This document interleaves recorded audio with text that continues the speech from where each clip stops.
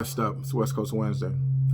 Today on 224, I would like to just give us, three thoughts as it pertains to life from the lens of Kobe Bryant. Those three thoughts are from practice, to perseverance, and the end product. Was something that Kobe was notorious for. He said he would be up 3 or 4 o'clock in the morning when other people would be coming in from the club. He's practicing. He also went at that time so he could make sure he practiced, got a practice in, took his girls to school, got to El Segundo where the practice facility is, practiced with the team, got back home in enough time to pick the girls up from school, and then get ready for the game. Like Kobe was just notorious for how he practiced. Remember that if it wasn't for practice, when there was no crowd, when the lights were not on, when there were no cameras, if it wasn't for practice, there would be no 81 points. There will be no 8 games of 40 plus. There will not be multiple 50-point, 60-point games. There will not be 62 points in 3 quarters against the Dallas Mavericks when they had 60 or 61 points. There will not be any of those things if it wasn't for his practice ethic, right?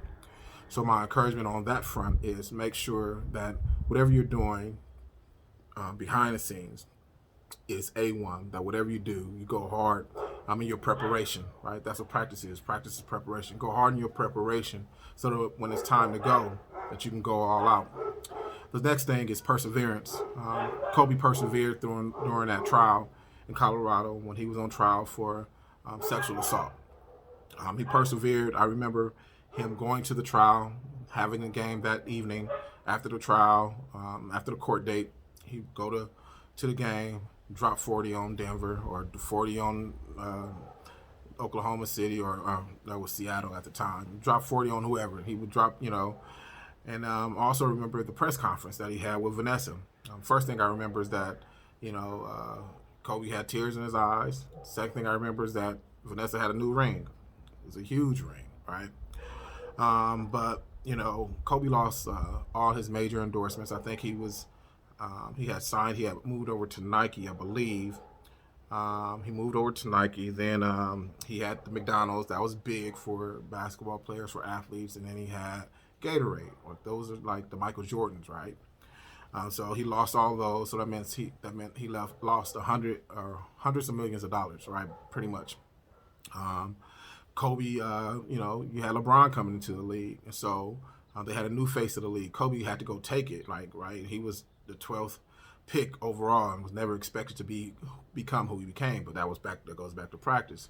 So he had to persevere, and the fact that he was about to be the face of the league, which is something that he wanted. He lost all that because of a mistake that he made, and he could have lost his wife.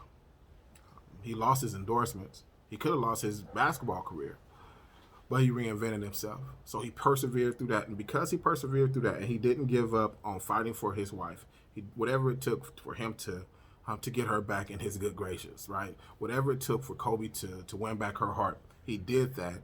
And if it wasn't for that, he wouldn't become the product, the girl dad, right? Life after basketball. Life after basketball started while Kobe was still playing ball. He became a mentor to a lot of young basketball players in college, high school, male, female, it didn't matter. Professional, it didn't matter. He was a mentor to a number of people, not just in basketball, but just different things in life. He would go around and he would speak, and he had this way and this mannerism of where he would sow into you some things, just some healthy habits that you would have.